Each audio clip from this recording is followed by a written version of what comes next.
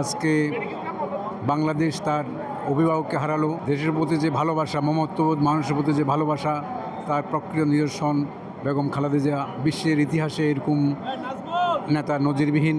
আমার এই ক্ষুদ্র বয়সে বেগম খালেদা জিয়াকে দেখেছি।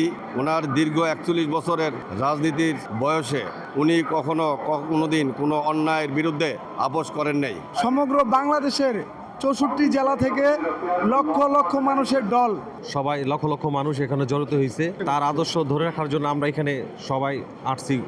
আজকে আমরা শোকাহত, মর্মাহত, বেগম জিয়ার আত্মার মাগফিরাত কামনা করছি এবং ওনার পরিবারের যারা আছেন ওনাদের প্রতি আমরা গভীর কৃতজ্ঞতা প্রকাশ করছি। মহান রব্বুল আলমীর কাছে এটাই প্রার্থনা করব যে আল্লাহ যেন ওনাকে জান্নাতবাসী করেন এবং জান্নাতের সর্বোচ্চ মাকাম দান করেন।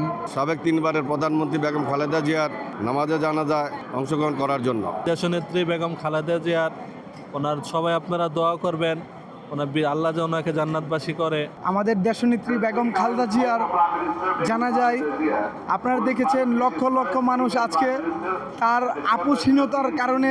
3 বারের সাবেক প্রধানমন্ত্রী দেশনেত্রী বেগম খালেদা জিয়া, তার মৃত্যুতে আমরা গভীরভাবে শোকাহত। তাকে শেষবারের মতো শ্রদ্ধা জানানোর জন্য আমাদের এখানে আসা। গণতন্ত্র পুনরুদ্ধারের নেত্রী, বাংলাদেশের মহান নেত্রী, বিগত 17 বৎসর গণতন্ত্র পুনরুদ্ধারের আন্দোলনে এবং জনগণের ভোটাধিকার ফিরিয়ে আনার আন্দোলনে অনেক অত্যাচার, নির্যাতন, নিপীড়ন সহ্য করেও উনি জেল জুলুমের মধ্য দিয়েও প্রিয় মাতৃভূমিকে ছাড়েননি। উনি আমাদের একমাত্র বাংলাদেশের মানুষের 18 কোটি মানুষের আস্থার প্রতীক।